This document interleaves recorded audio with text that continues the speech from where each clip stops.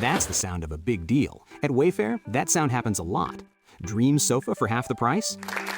Big deal. New dining table you've been eyeing for months? Big deal. Finally picking up those last few pieces and finishing that bedroom? Now that's a really big deal. Whatever your home needs, Wayfair has the selection, the savings, and over millions of 5-star reviews to back it up. Shop Wayfair.com today before someone else snags your big deal. Wayfair, every style, every home. Can you learn how to start a business through case studies of other successful startups? Stay tuned and find out. Welcome. Okay, here's the question. Serious? How are we dark horses? You know, the ones everyone is betting against, the ones they don't expect to win, place, or even show on the track, and they'll even laugh on us when we talk about trying. How do we show the world our greatness and triumph? Come on. Well, that's the question, and this podcast will give you the answers. Let's go. This is The Dark Horse Entrepreneur. My name is Tracy Brinkman. And push it up. Hello, my Dark Horse friends and family. Welcome back to your daily dose of getting understanding through example learning. I'm your Dark Horse host, Tracy Brinkman, and you, well, that's infinitely more important. You are a driven entrepreneur or one in the making. But either way, you're here because you're ready to start, restart, kickstart, or just start leveling up with some great marketing, personal, or business tips and results in order to build that beautiful business of yours into the empire it absolutely deserves to be. That's why I'm here hitting you with another daily success episode on the Dark Horse Entrepreneur as we dive deep into success with actionable advice, tips, and steps designed to help you level up your game. Because as we already know, there are no shortcuts to success except for taking those little steps towards your goal every single day. Now, I know I've had a couple of episodes where I've mentioned the failure rate when it comes to new startups. You know, no one likes to fail. But here's the deal. The honest truth is, if you're starting something new, you're flirting with failure, right? You're walking right out to that girl and saying, hey, what's up? And she might just go, no, you're out of here, trip you up and, do you a face plant on there. But no matter how badly you want it to succeed, there is that possibility that you just won't make it. But wait a minute, Tracy, you're Mr. Positive. I am, but I'm also Mr. Realistic. So I wanted to share with you some steps that you can take to help make sure that doesn't happen. And I thought one of the great ways to share those success tips with you would be via some stories of some successful startups that have done well and kind of emulate those steps themselves. Now, the first one I want to start off with is an organization called Anaplan. Now, Anaplan is this cloud-based enterprise for connecting business planning. Oh, I used to do that back in my former life, right? Planning and planners. Now, they were founded back in 2006 in very humble beginnings. How many of these stories have we heard, right? The founder started Anaplan out of a barn, right, on his property back in New York. But his humble beginnings still didn't stop him from reaching some serious heights, because Anaplan now serves over 30,000 clients and is called the spreadsheet killer because it so effectively plans for businesses all across a single platform. Now, Anaplan was started for one reason. The owner, the founder, Mr. Gold, found that the tools that were out there were not meeting the needs of the businesses, right? They had all these planning organizations out there that just weren't getting their needs met. And he himself was frustrated with the tools for things like, online management. And so he decided to create the tool himself. Now, this approach is something you can take on. Right? This is critical for entrepreneurs, be they new or experienced. If you see a need in the market, get out there and fill it with an excellent service, and you'll be guaranteed a raving bunch of fans. So the lesson, find the need, find a solution. If you find a need, be the solution. Now, the next example I want to share with you is an organization called CodeShip. Now, CodeShip is a continuous development solution that has support options for coders. CodeShip. Get it? You know, all those amazing men and women out there that create the apps and systems behind the scenes.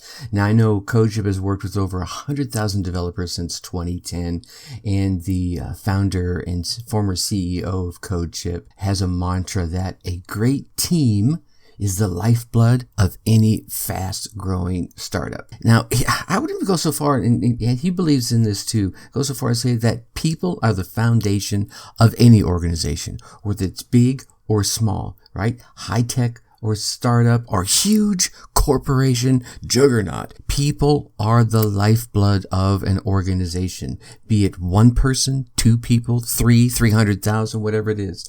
And I think the key behind that is going to be, as you grow, hiring the right people to be on your team. Yeah, that doesn't just happen, right? Remember in yesterday's episode, I mentioned, no, don't hire a family member if they're not equipped for the role. As a startup, I think even as any business, it's important to know how to identify the best fit candidate for any position, right? And for me, and you've heard me mention this before, best fit isn't always just skill set. Obviously, you want a certain skill set, certain level of skill set, but if they can fit into your culture, bringing someone in that has the perfect skill set, but is going to rub everybody the wrong way, yeah, that's going to do more damage than good. So you're going to want to build a process of recruitment that's going to enable you to identify both. And then, I mean, you're also going to have to consider, and I've went into this in a previous episode as well, so I won't dive too deep into it, but there's that combination, that perfect mix, that HR soup, if you will, of experience, skill, culture, and personalities, right? If everyone's all the same, you're like a bunch of lemmings cruising around in there, but having that mix of personalities, right, it's going to foster some healthy internal competition, you could say, right? And I think on top of everything else is going to be the most important one, which is going to be lead by example. If you want a given culture, or if you want a given attitude about the business, lead by example. But the key lesson in this one really is going to be investing in recruiting and building your team carefully. All right. So the last one I want to share with you is one you've probably heard of. A number of folks have heard of. I know I've used it across a number of groups and ventures. Couple of different companies as well, and that one is Slack. Now, Slack is this wildly popular team management. I'll call it a system. Yeah, I guess it's a software. It's an app, and it allows employees and clients and prospects to communicate across different channels. Now, this one was founded back in 2014, and they were quickly became the fastest growing business application in history. Now, there's a really good chance you've used Slack, like I mentioned, either just as part of some sort of course, or maybe you started working with an organization and say, hey, we're going to try this over here. I've seen it done very, very well, and I've seen it not done so well, but it's super popular. And I think one of the things that really lent itself to its current popularity is Slack worked hard to set themselves apart from the very beginning of the entrepreneurial journey. They were actively listening to all the customer feedback, and the team was entirely dedicated to solving the customer problems as quickly as possible. They also marketed themselves by showing what Slack can do. I mean, if you think about it, this is a super simple strategy. They would invite prospective clients in and teach them how to use the platform. By providing these free demonstrations, these informative sessions, clients could try out Slack, form their own opinions entirely risk-free. The lesson here, Demonstrate your value. Show your customers what makes you different. Don't hammer them over the head with all the values and the benefits, right? Allow them to explore your product or your service, right? And let them see for yourself exactly why you are so excellent. All right. Now, look, none of this happens over time. It takes some time and careful planning to set up your business venture, your entrepreneurial path for success. But the results, they're worth it. So pay attention to what businesses in your niche, right, in your industry are out there doing. Your small business will have a much greater chance of success if you build a solid foundation, an excellent foundation, by investing in recruiting, as we mentioned, right? Creating a solution that addresses common problems and demonstrating your value to your potential clients. You'll be one step ahead of the competition. All right, my Dark Horse friends and family, tomorrow we're going to chat about some digital marketing habits geared for your success as we head into 2021. Now, I know you want to keep getting these daily success tips, so go on down there, hit that subscribe button. While you're there, drop us a 5-star rating. Leave us some kind words in the comments as a review. And if you want to get to know us a little bit better, come on over to the Dark Horse Tribe Facebook group. Go to facebook.com. In that search bar, put in Dark Horse Tribe, and we should be right there on the top.